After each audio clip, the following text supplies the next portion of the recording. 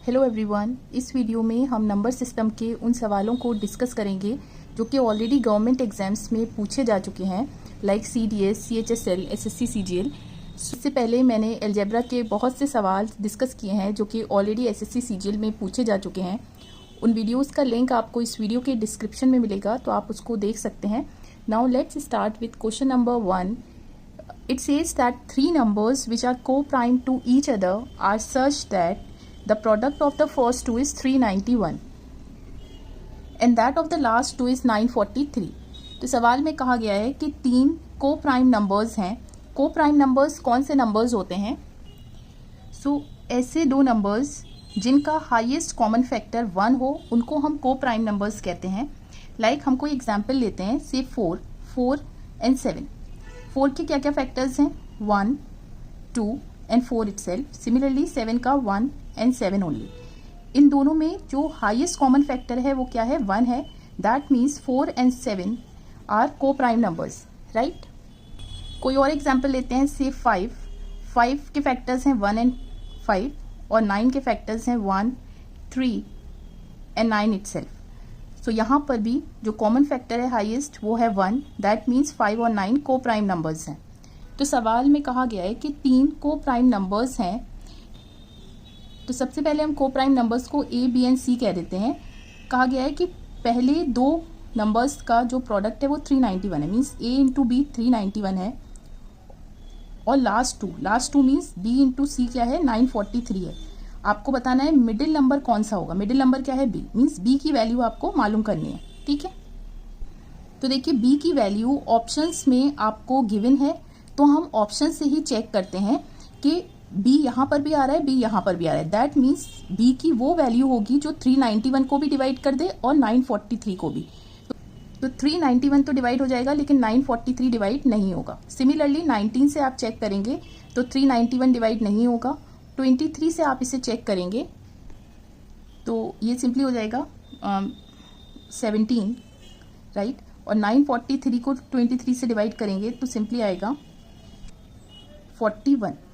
Means 23 ऐसा number है जो कि 391 को भी डिवाइड कर रहा है और 943 को भी। तो B की वैल्यू हो गई 23। सिंपल है।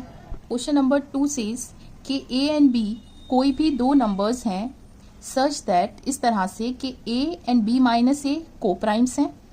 तो A और B माइनस A को प्राइम्स हैं, मीन्स इनका हाईएस्ट कॉमन फैक्टर क्या आना चाहिए?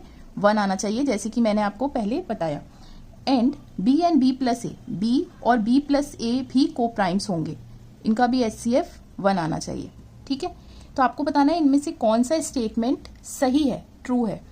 तो हम क्या करेंगे, इस तरह के सवाल में A B की कोई वैल्यू आप अपने से चूज करिए। सवाल में ये नहीं गिवन कि A और B किस तरह के नंबर होने चाहिए, तो हम क्या करते हैं A और B की अपने से कोई वैल्यू ले लेते हैं। मैंने कह दिया कि A को यहाँ पर हमें B माइनस A निकालना है, तो B ऑब्वियसली A से बड़ा रखिएगा। तो यहाँ पर अगर आप A को 6 कह दें और B को 13 कह दें तो पहले वाले केस में आप देखिए क्या होगा, 6 और 13 माइनस 6 इज 7। 6, 7 का HCF 1 होगा, ये को प्राइम है। सिमिलरली B दैट इज 13 और B plus A means 13 plus 6 that is 19, तो इसका HCF भी A है। A और B की इन वैल्यूज पे ये दोनों कंडीशन सेटिस्फाई हो रही हैं, ठीक है। तो यहाँ पर आप देख रहे हैं कि B क्या है? प्राइम है। इन्होंने ये कहा कि B जो है वो प्राइम होगा, तो यस यहाँ पर B क्या है? वो एक प्राइम नंबर है, लेकिन A क्या है? वो प्राइम नहीं है। तो ये चीज़ ज़रूरी नहीं है कि B प्राइम हो। अगर आप B को कोई नॉर्मल नंबर कह दें, मैं दोबारा से एक और एग्जांपल लेती हूँ। से A को आपने कह दिया 3, A को आपने प्राइम कह दिया और B को कह दिया आपने से इट इज़ 10, B प्राइम नहीं है, ठीक है। तो A क्या है? 3 और B minus A that is 10 minus 3 7, ये HCF 1 है, यस, ये दोनों को प्राइम्स हैं। सिमिलरली यहाँ पे B क्या है? 10 और B प्लस A क्या है? 13, यहाँ पे HCF क्या है? 1 है। तो ये दोनों क्या है? कंडीशन सेटिस्फाई हो रही है इन वैल्यूज पर भी। तो हमने देखा पहले वाले एग्जाम्पल में कि B प्राइम था तब भी ये वैल्यूज सेटिस्फाई हो रही है और A प्राइम था तब भी ये वैल्यूज सेटिस्फाई हो रही हैं, ठीक है। तो ये कहना सही नहीं होगा कि केवल B ही प्राइम होगा, ठीक है। तो ये गलत है स्टेटमेंट। और ये भी कहना सही नहीं होगा कि केवल A ही प्राइम हो तभी ये दोनों कंडीशन सेटिस्फाई होंगी। आप अगर ध्यान से देखें तो ए और बी क्या है, को प्राइम है दोनों ही केस में। को प्राइम मीन्स 6 और 13 का एचसीएफ आ रहा है 1, सिमिलरली 3 और 10 का भी एचसीएफ आ रहा है 1। तो दोनों ही केस में ए और बी जब को प्राइम्स होंगे तब ये दोनों कंडीशंस सेटिस्फाई होंगी। तो ये कंक्लूड किया कि ए और बी हमेशा होंगे को प्राइम। सो ये स्टेटमेंट भी गलत हो गया। Correct answer is B. ये बहुत अच्छा सवाल है। इसके पीछे एक नया कंसेप्ट यूज होगा कि गिवन है कि the sum of 3 prime numbers is 100। 3 prime numbers हैं जिनका सम जो है वो 100 है। हमने कह दिया ए बी और सी 3 प्राइम नंबर्स हैं, इनका सम है 100। ठीक है, आगे एक कंडीशन गिवन है कि 1 number is greater than another by 36। ये हम लेटर ऑन समझेंगे। सबसे पहले आप ये देखिए कि प्राइम नंबर्स, यहाँ पे तीनों नंबर्स का सम क्या आ रहा है, एक इवन नंबर है। 100 क्या है, एक इवन नंबर है। ठीक है, अब प्राइम नंबर्स इवन कभी नहीं हो सकते। इवन होने का मतलब ये है कि वो 2 से डिवाइड होंगे। और प्राइम नंबर्स क्या होते हैं, प्राइम नंबर्स के सिर्फ 2 ही फैक्टर्स होते हैं, एक 1 और एक वो खुद अपने आप से डिवाइड हो सकते हैं। तो यहां से हमें ये मालूम हो रहा है कि प्राइम नंबर्स इवन तो हो ही नहीं सकते क्योंकि इवन नंबर्स 2 से डिवाइड होते हैं। ठीक है, तो सिर्फ केवल एक ही ऐसा प्राइम नंबर है 2 जो कि इवन है लेकिन वो एक प्राइम नंबर है। अब देखिए इस सवाल में कंसेप्ट क्या यूज होगा वो मैं आपको बताती हूँ कि जब भी हम ऑड नंबर और दो ऑड नंबर्स को ऐड करते हैं तो हमें इवन नंबर मिलता है। Example is 3 + 5 = 8। Similarly even plus even, 2 even numbers को ऐड किया तो हमें मिलेगा 4 + 6 = 10, एक इवन नंबर मिलता है। और odd plus even that is 3 + 4 we will get 7, एक ऑड नंबर मिलता है। ठीक है, अब हमें क्या देखना है कि हमें मालूम है कि सिर्फ एक ही प्राइम नंबर ऐसा है जो इवन होगा, बाकी ऑड होंगे। तो जब 2 नंबर्स ऑड हैं यहाँ पर, ऑड प्लस ऑड, तो क्या चांस है, क्या मिलेगा, एक इवन नंबर मिलेगा। ठीक है, मतलब बी और सी को अगर आपने ऑड और ऑड कहा तो एक इवन नंबर मिलेगा हमें। और अभी ए भी बचा है, तो ए क्या होना चाहिए कि हमें 100 मिले, मीन्स एक इवन नंबर मिले। तो देखिए यहाँ पर इवन नंबर में इवन नंबर कब मिलता है, जब इवन ही ऐड करते हैं। दैट मीन्स ए की वैल्यू क्या होगी, एक इवन नंबर होगा। और हमें पता है ऐसा प्राइम नंबर जो इवन होता है वो सिर्फ 2 है। That means 2 + b + c = 100। यहाँ पे ये 2 होगा। इस तरह से, इस कंसेप्ट से हमें मालूम चला कि a की वैल्यू 2 होगी, तो b + c की वैल्यू आ गई 100 - 2 दैट इज 98। अब सेकंड कंडीशन देखिए कि एक नंबर दूसरे नंबर से बड़ा है। दैट मीन्स कि जो 2 नंबर्स हैं उसमें से b अगर बड़ा है c से तो दोनों का डिफरेंस क्या आएगा, 36। ये दोनों इक्वेशन सॉल्व करिए, ऐड करा तो that is 2b and this will be that is 67। तो लार्जेस्ट नंबर क्या हो गया, 67, right. So the correct answer is C. भी सवाल, पिछले ही सवाल में जो कंसेप्ट हमने यूज किया इवन और ऑड नंबर्स का सम क्या होता है, वही कंसेप्ट हम यहाँ पर यूज करेंगे। ये सवाल एसएससी सीजीएल मेंस 2022 का सवाल है। यहाँ पर भी सेम बात कही गई है कि एक्स, वाई एंड जेड 3 अलग अलग प्राइम नंबर्स हैं। किस तरह से कि एक्स सबसे छोटा है, फिर वाई उससे बड़ा है, फिर जेड सबसे बड़ा है। तो हमें गिवन है कि एक्स, वाई और जेड 3 प्राइम नंबर्स का सम क्या है, 70। और 70 क्या है, एक इवन नंबर है। और हमें पता है कि प्राइम नंबर्स ऑड होते हैं सिर्फ 2 को छोड़ के। तो यही कंसेप्ट यूज होगा कि अगर y और z कह दिया जाए ऑड है, मीन्स ऑड प्लस ऑड, हमें पता है क्या आएगा, इवन नंबर।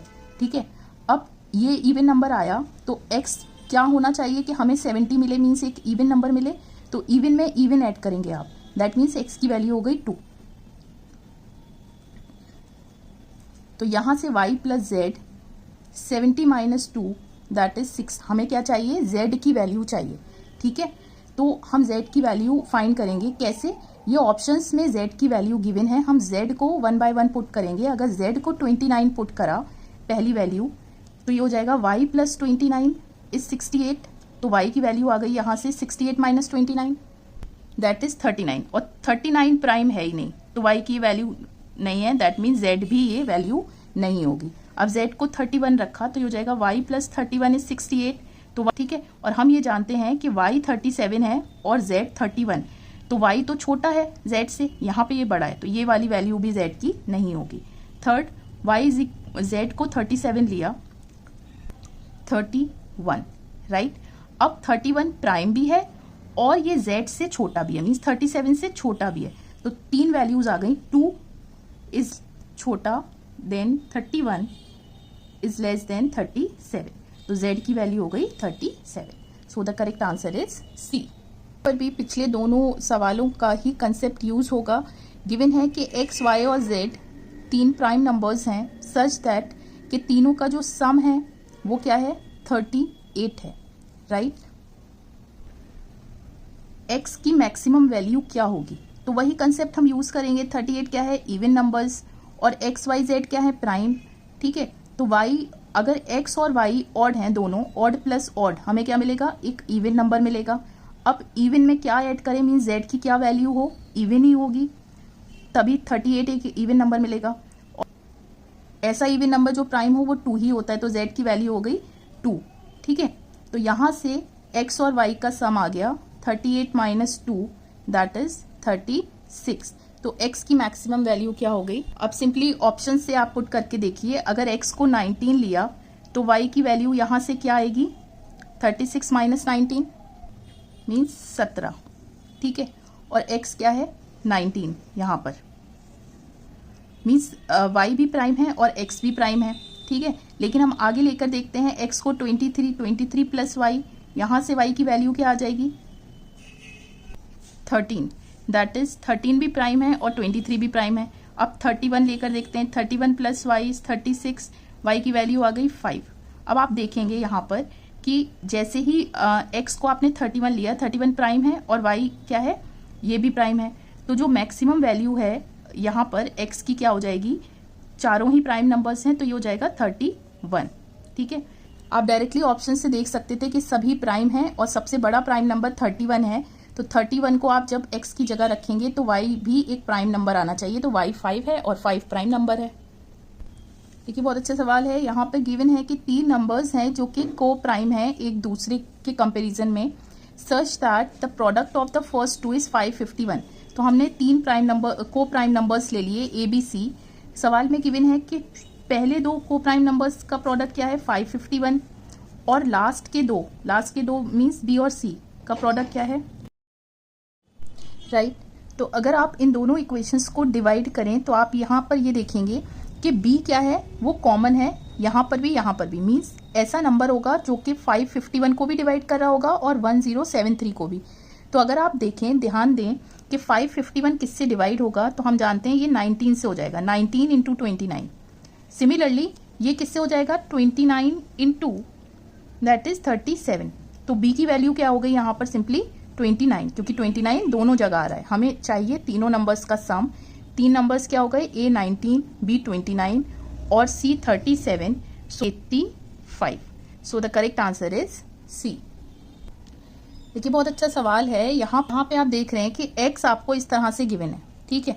x की वैल्यू है 0.34 और 9 क्या है बार बार चलता जा रहा है, तो 9 पे आप बार लगा सकते हैं। बार मीन्स ये बार बार इन्फिनिटी तक रिपीट हो रहा है, ठीक है।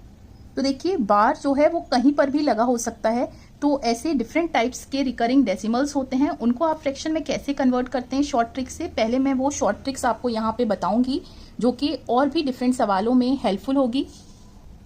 सबसे पहले है 0.6 बार। फ्रैक्शन में कैसे कन्वर्ट होगा, जितने डिजिट्स पे बार है डिनोमिनेटर में उतने 9 लिख दीजिए। एक डिजिट पे बार था तो एक 9 लिख दिया, इसको और आप कैंसिल कर सकते हैं 3 से, दैट इज 2/3। सेकेंड इज यहाँ पे 2 डिजिट पे बार है तो डिनोमिनेटर में 2 9 आ गए।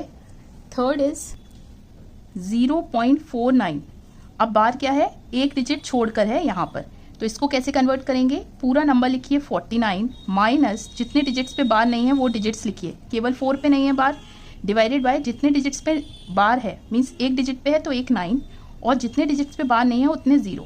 तो ये हो गया 45/90, फर्दर कैंसिल हुआ 45 से हाफ।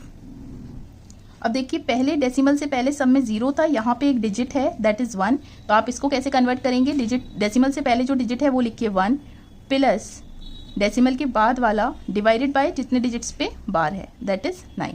तो ये हो गया सिंपली 13/4। यहाँ पे देखिए फिर से डेसिमल से पहले डिजिट्स हैं 15 प्लस 39 डिवाइडेड बाय 2 9, क्योंकि 2 डिजिट्स पे बार है तो इसको आप मिक्स फ्रैक्शन में डायरेक्टली लिख सकते हैं 39/99। अब यहाँ देखिए डेसिमल से पहले डिजिट है 3 प्लस डेसिमल के बाद वाले डिजिट्स लिखिए 471 और यहाँ पे एक डिजिट छोड़ के बार था, तो माइनस करिए वो डिजिट्स जिन पे बार नहीं है, दैट इज़ 4, डिवाइडेड बाय जितने डिजिट्स पे बार है उतने 9 डिनोमिनेटर में, और जितने डिजिट पे बार नहीं है उतने 0। तो ये सिंपली हो गया, आप इसे सिंप्लीफाई कर सकते हैं। नाउ अब हम अपने सवाल पे आते हैं।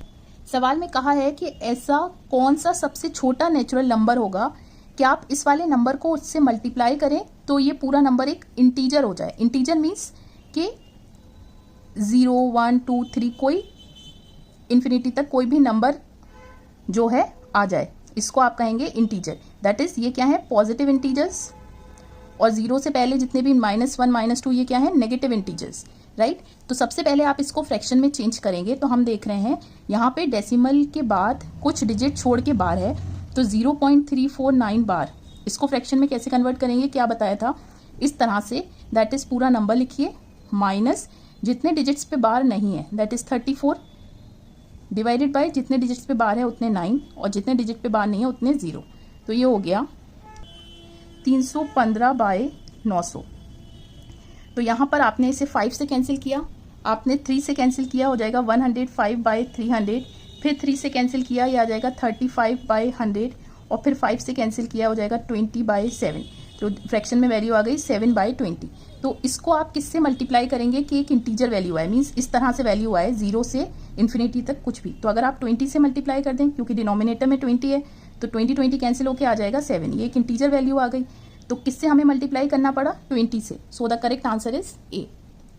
देखिए ये क्वेश्चन भी वही है रिकरिंग डेसिमल्स पे, ये CDS 2020 का सवाल है। यहाँ पर गिवन है कि 2 पॉइंट्स हैं जो कि रियल नंबर्स को रिप्रेजेंट कर रहे हैं इस तरह से। P जो है वो क्या है 0.73 बार, और Q क्या है 0.56 बार। ये एक नंबर लाइन पे पॉइंट्स गिवन है।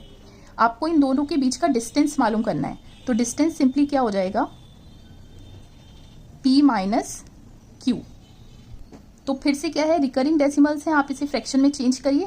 तो इसको आप कैसे करेंगे, एक डिजिट छोड़ के बार है तो पूरा नंबर लिखिए 73, माइनस जितने डिजिट्स पे बार नहीं है उतना माइनस कर दीजिए 7, डिवाइडेड बाय जितने डिजिट्स पे बार है उतने 9, और जितने डिजिट्स पे बार नहीं है उतने 0।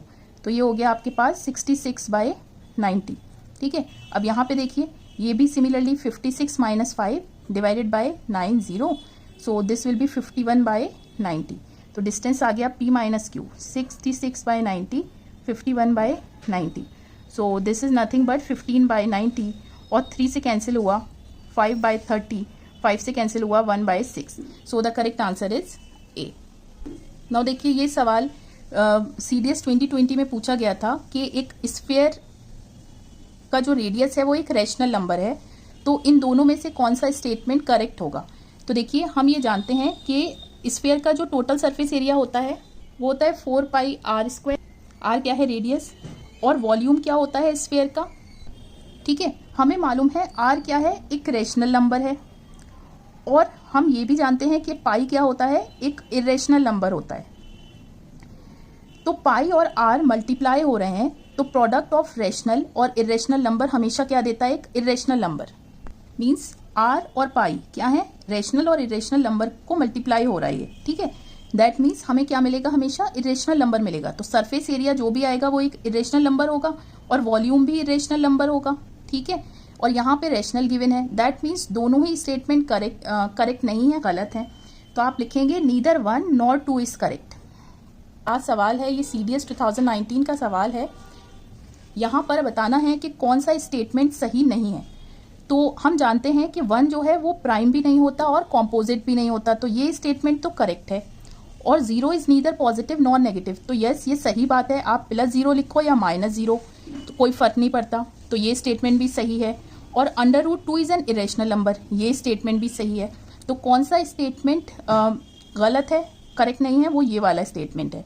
सो the correct option is this. ऐसा क्यों है कि अगर P × Q एक इवन नंबर है तो P एंड Q हमेशा इवन ही होंगे। तो आप चेक करके देखिए, अगर P और Q दोनों इवन ले लिए आप तो प्रोडक्ट क्या आएगा 8, और अगर इनमें से किसी एक को ऑड कर दीजिए 3 × 4 कह दिया तब भी इवन नंबर आ रहा है। तो ज़रूरी नहीं है कि P और Q दोनों ही इवन हो, एक बार ऑड पे भी ये इवन प्रोडक्ट दे रहा है। सो द करेक्ट ऑप्शन इज 3।